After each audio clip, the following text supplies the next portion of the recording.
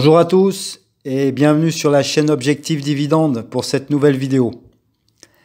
À la recherche de revenus passifs, on est toujours confronté à un défi particulier lorsqu'il s'agit d'investir. Et avec le potentiel des décennies à venir, on se doit d'investir dans des actions pour nous aider à couvrir nos besoins sur le long terme en touchant des dividendes. Et c'est exactement pour cela que j'ai créé cette chaîne, pour vous aider à faire ces choix. Et avant de commencer, si ce n'est pas déjà fait, je vous invite donc à vous abonner à la chaîne et on va pouvoir passer à la vidéo. Et aujourd'hui, on va s'intéresser à Digital Realty Trust, qui est un fonds d'investissement immobilier mondial qui possède et exploite des centres de données. Fondée en 2004, la compagnie représente aujourd'hui une capitalisation boursière de 41 milliards de dollars et emploie plus de 1500 personnes. Son activité est centrée sur les centres de données, qui sont des installations conçues pour abriter des serveurs et des équipements de réseau.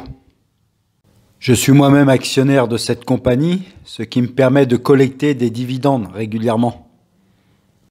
Son portefeuille comprend 284 centres de données, dont la grande majorité est située aux États-Unis. Et elle possède également des centres en Europe, au Brésil et en Asie-Pacifique. Et devrait normalement continuer à ajouter de nouvelles régions à son portefeuille d'actifs. Le modèle commercial de la compagnie consiste essentiellement à fournir un espace permettant aux clients de placer leurs services informatiques en échange d'une redevance. Il s'agit d'une externalisation de l'espace de ses clients, qui ont généralement des bureaux dans des endroits plus chers, alors que les centres de données de Digital Realty Trust sont situés dans des endroits beaucoup moins chers. On a pu constater que la numérisation de nombreux côtés de notre vie quotidienne s'est accélérée au cours des 10 dernières années et que la numérisation profite donc directement aux compagnies qui possèdent et exploitent des centres de données, car ces centres constituent une infrastructure essentielle au flux mondial d'informations par le biais de réseaux interconnectés, et la numérisation ne peut pas se faire sans ces centres.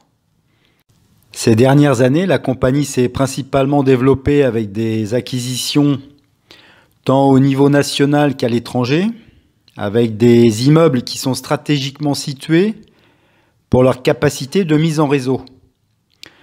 On a donc une stratégie de croissance par acquisition, et on peut donc s'attendre à une croissance durable dans le secteur pour les années à venir.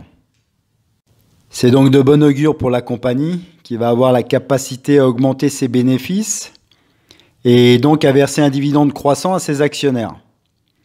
Car au-delà des technologies actuelles qui continuent à soutenir la demande d'infrastructures de données, de nouvelles technologies comme les véhicules autonomes et l'intelligence artificielle devrait entraîner une croissance continue de l'économie numérique. On risque donc d'avoir une demande des centres de données de plus en plus forte, ce qui représente un important moteur de croissance pour de nombreuses années. Quand on parle de croissance à long terme et que l'on regarde la liste des actionnaires de la compagnie, on retrouve le Vanguard Group avec plus de 39 millions d'actions et le fonds BlackRock avec plus de 8 millions d'actions. Le secteur des centres de données est assez concentré, Digital Realty Trust et Equinix étant les deux plus importants. Cela signifie que la concurrence est relativement faible, ce qui donne un pouvoir de fixation des prix et surtout un avantage concurrentiel important. La base de ses clients, quant à elle, est bien diversifiée en termes de secteur. L'un de ses principaux clients étant Facebook. D'autres clients importants sont de grandes compagnies comme IBM, Oracle et Verizon. La forte demande de centres de données numériques est un modèle commercial intéressant, car la durée moyenne des baux est d'environ 5 ans, et généralement l'augmentation des loyers est de 2 à 4% tous les ans. La compagnie a augmenté ses revenus de 865 millions de dollars en 2010 à 3,209 milliards de dollars en 2019, Cela représente un taux de croissance annuel de 15,68%, ce qui justifie sa stratégie d'acquisition durant cette période, et on doit reconnaître que c'est assez impressionnant. La compagnie est aujourd'hui plus grande et bien meilleure qu'il y a 10 ans. Elle s'est énormément développée ces dernières années et l'échelle dans ce domaine est très important, ce qui a entraîné une forte croissance des revenus et des bénéfices. La compagnie a acquis des actifs précieux en échange d'un effet de levier plus important et a donc un passif total de 12,4 milliards de dollars contre un actif total de 23,1 milliards de dollars actuellement. On a un FFO à 23,48 qui est un peu élevé, mais la compagnie a des fondamentaux solides et un bon horizon de croissance. La capitalisation boursière, quant à elle, est de 41 milliards de dollars.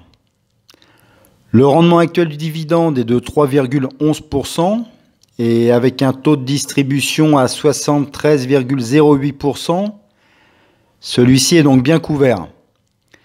Il est de 1,12 $ par action et il est trimestriel.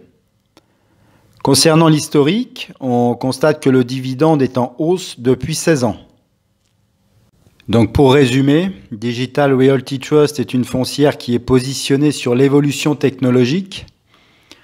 En investissant aujourd'hui, je pense que l'action peut nous assurer une certaine pérennité pour notre portefeuille, contrairement à d'autres actions du secteur technologique qui sont actuellement à des prix excessifs. Avec un rendement à plus de 3%, un dividende qui est bien couvert et qui est en hausse depuis 16 ans, cette action représente une bonne idée d'investissement pour tout investisseur souhaitant collecter des dividendes régulièrement. Je reste donc optimiste pour cette action et je considère qu'il s'agit d'un bon investissement à long terme. Cela me permet surtout de diversifier mon portefeuille à dividendes et de continuer à appliquer ma stratégie qui consiste à investir dans un maximum de secteurs afin de collecter des dividendes le plus souvent possible.